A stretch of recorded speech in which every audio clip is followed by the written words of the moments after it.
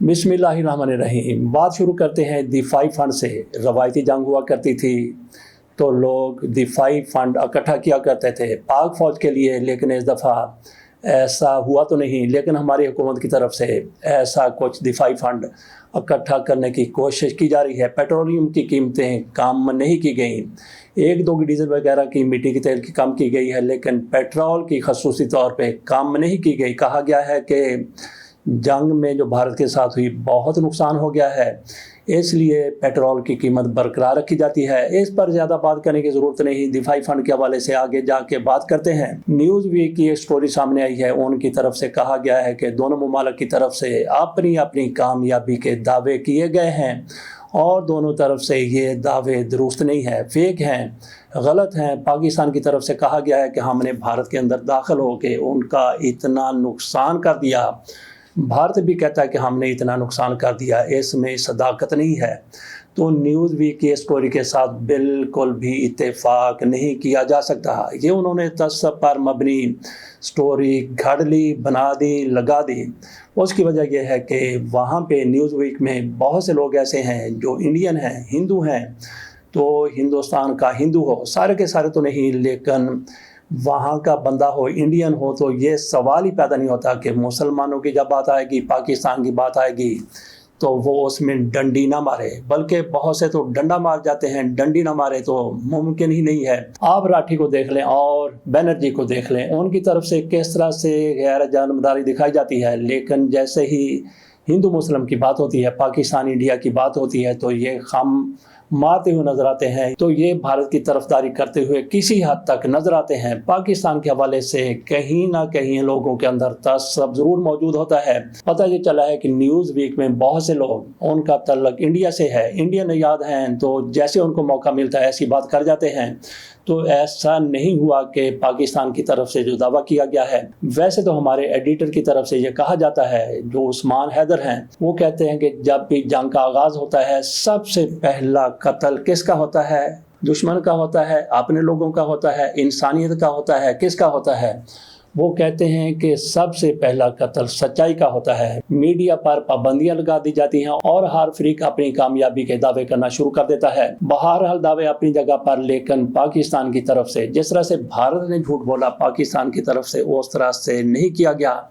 पाकिस्तान ने जो कुछ भी किया हमारे DGI SPR की तरफ से, वही ट्रू कॉपी, ट्रू तस्वीर लोगों के सामने रखी गई। जो कुछ पाकिस्तान की तरफ से वहां पे किया गया था, भारत की तरफ से शुरू से लेके आज तक आप उनकी बातें सुन लें, उनके बयान देख लें, उनके दावे देख लें, जिस तरह से वो बात करते हैं सरासर झूठ करते हैं, फेक उनकी न्यूज़ होती है। उनकी तरफ से कहा गया कि कराची को तबाह कर दिया गया है, लाहौर की बंदरगाह पर कब्जा कर लिया गया है, कोयटा का कुछ भी नहीं बचा। और फिर रावलपिंडी के हवाले से भी यही कहा गया कि रावलपिंडी को भी सफाए हस्ती से मिटा दिया गया। ये भारत की तरफ से किए गए दावे थे।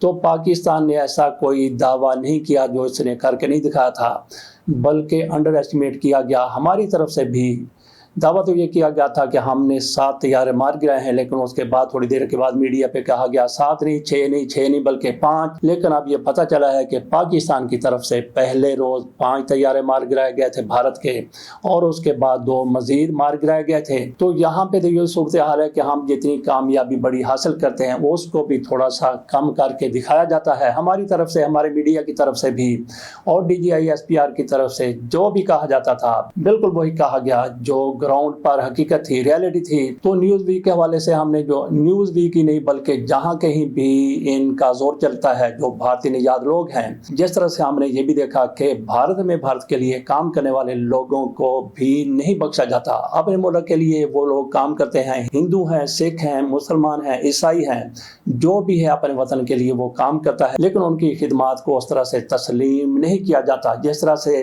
हर शहरी की खिदमत को तस्लीम किया जाना चाहिए।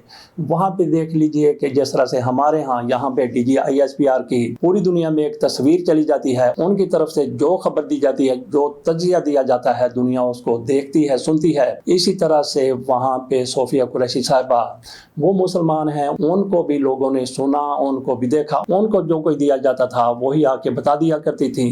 तो यही किसी तर्जमान ने करना होता है, जो हुकूमत उसको कहती है वही उसने आगे आके बताना होता है। लेकिन उनके बारे में वहाँ पे UP यूपी के वज़ीर आला ने कहा कि ये तो दहशत गर्दों की बहन है, सिर्फ़ और सिर्फ उनके मुसलमान होने की वजह से ये इल्ज़ाम आयद कर दिया गया। और फिर आरएसएस को और शिद्दत पसंद हिंदुओं को ऐसा कोई बयानिया मिल जाए तो वो कैसे पीछे रह सकते हैं। आज वहाँ पे आप देख लीजिए कि सोफिया कुरैशी का क्या से क्या बना दिया गया, उनको दहशत गर्दों की बहन करार दिया गया है। बात हम कर रहे थे हिंदू माइंड सेट की, ये नहीं कि हर हिंदू, सारे हिंदू बराबर हैं, एक तरह के हैं, उनमें बहुत अच्छे लोग भी मौजूद हैं, लेकिन हम बात कर रहे हैं इनके टिपिकल माइंड सेट की, हिंदू माइंड सेट की। उसमें सोफिया कुरैशी के बारे में जो कुछ कहा, ये उनके माइंड सेट की बेहतरीन तस्वीर है कि जहाँ भी मुसलमानों का जिक्र आ जाता है, पाकिस्तान का जिक्र आ जाता है, तो ये खाम मार जाते हैं। दिफाई फंड की तरफ बाद में चलते हैं, पहले थोड़ा सा जायज़ा ले लेते हैं। पाकिस्तान ने कामयाबी हासिल की है और इसको फतेह मुबीन कहना बेजाना होगा। जिस तरह भारत ताकतवर था हर मामले में, हर शोबे में, हमारे से ज़्यादा उनके पास 7 गुना 8 गुना वसाइल हैं।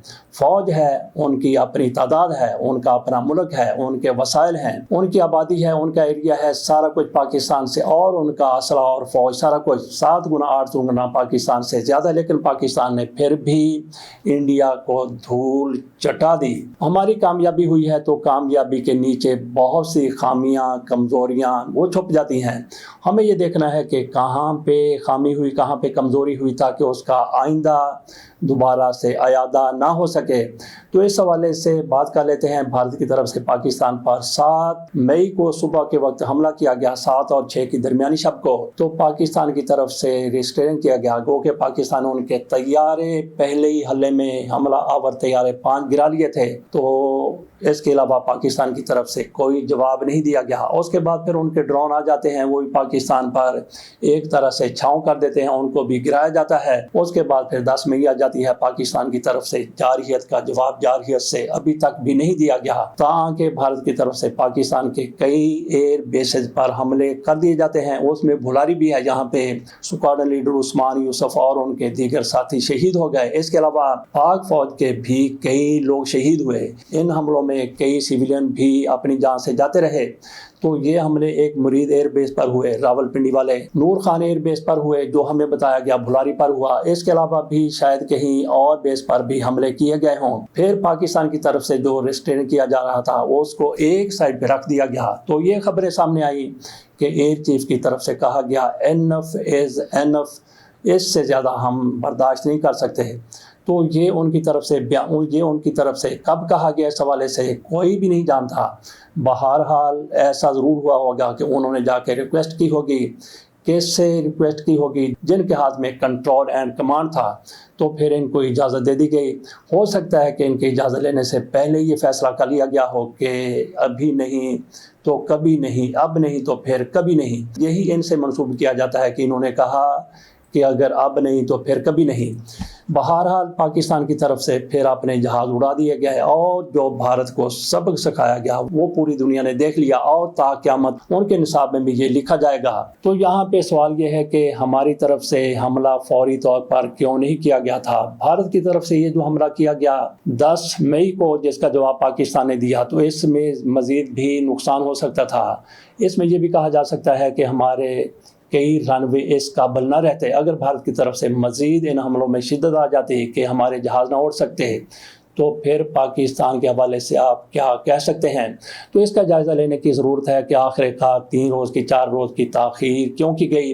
तो कामयाबी के नीचे कोताहियाँ, कमियाँ छुप जाती हैं। कल कोई और हुकूमत आ जाती है तो वो इंक्वायरी भी इस हवाले से करवा सकती है, लेकिन इससे पहले कि कोई इंक्वायरी वाली बात हो, हमारे जो करता धरता उनको खुद चाहिए कि कोई ऐसा कमीशन बना दें जो जायज़ा ले कि कहाँ कहाँ पे खामियाँ हुई हैं, और कमीशन बनाते हुए TOR ये रखे जाएँ कि हमने ये जायज़ा लेना है कि खामियां कहाँ पे हुई हैं, कहाँ पे हम किस तरह से करते तो बेहतर नताए जाते। मेरा ख्याल है कि इस हवाले से अगर कोई कमीशन बन जाए तो बहुत ही बेहतर है। बाकी चलते चलते बात कर लेते हैं दिफाई फंड के हवाले से। पहले 65 की जंग हुई थी, उसके बारे में, बल्कि 1948 की जंग हुई थी, तो 65 की जंग के हवाले से तो 65 में जो कुछ हुआ उस बारे में मुझे ज़्यादा नहीं पता। इतना मुझे पता है कि एक बीबी हमारे घर में तवी पर रोटियां बना रही थी, वो पड़ोस की लड़की थी। تو یہ شام کا وقت تھا، کوئی مغرب کا وقت تھا، تو ایک جہاز بڑے تیزی کے ساتھ سائبر F-86 جہاز وہ گھومتا ہوا اوپر سے گزرا، تو اس بی بی کی طرف سے روٹیاں پکا رہی تھی، فوری طور پر توی کے نیچے جو تھوڑی سی آگ باہر نظر آ رہی تھی اس کو بجھا دیا گیا۔ اس طرح سے بلیک آؤٹ ہوا کرتا تھا۔ بہرحال اس کا جہاز نے کیا جائزہ لینا تھا، جہاز پاکستانی تھا یا انڈیا کا تھا، مجھے اندازہ ہے کہ وہ F-86 سائبر تھا۔ اس کا بعد میں پتہ چلا کہ اس طرح کے F-86 ہوتے ہیں، اس طرح کے انڈیا کے جہاز ہوتے ہیں۔ تو ان دنوں پھر یہ بھی 65 کے حوالے سے مجھے اتنی یادداشت نہیں ہے، ایک آدھ یہی واقعہ، باقی لوگ ریڈیو سنا کرتے تھے وہ مجھے پتہ ہے۔ لیکن 71 میں 5ویں کلاس کا اسٹوڈنٹ تھا، تو کافی چیزیں میرے سامنے ہوئی۔ ہمارے اسکول سے بھی ہمارے ماسٹر صاحب نے ہمیں اکٹھا کیا، دیگر دیہات میں گئے، وہاں سے دفاعی فنڈ اکٹھا کیا، کسی نے رضائی دی، کسی نے سرانہ دیا، کسی نے چادر دی، کسی نے کچھ اور دیا، کسی نے پیسے دے دیے، کسی نے دانے دے دیے۔ تو وہ ہمارے ماسٹر صاحب دوسرے دیہات میں اس لیے چلے گئے کہ وہ سینٹر تھا ہمارا اسکول، تو وہ ہیڈ ماسٹر صاحب تھے پرائمری کے، تو دیگر اسکولوں کے ماسٹر صاحبان نے بھی اس میں مدد کی۔ تو وہ رضائیاں، وہ کھیس، وہ سرانے، وہ باقی چیزیں وہ کہاں گئی، ہمیں یہی بتایا گیا کہ آگے انہوں نے جمع کروا دی ہیں۔ تو اس طرح سے دفاعی فنڈ ہوا کرتا تھا۔ تو ہماری حکومت اس نے پیٹرول کو بھی دفاعی فنڈ سمجھ لیا ہے۔ ہو سکتا ہے کہ ہمارے وزیر اعظم صاحب پوری دنیا کے دورے پر نکل پڑیں، جس طرح سے یہ لوگ تو زلزلے کو بھی، سیلاب کو بھی اور دیگر کورونا جیسی آفات کو بھی ایک اپنے لیے بہت بڑا کمائی کا ذریعہ سمجھ لیتے ہیں۔ اس کے ساتھ اجازت دیجیے، اللہ حافظ۔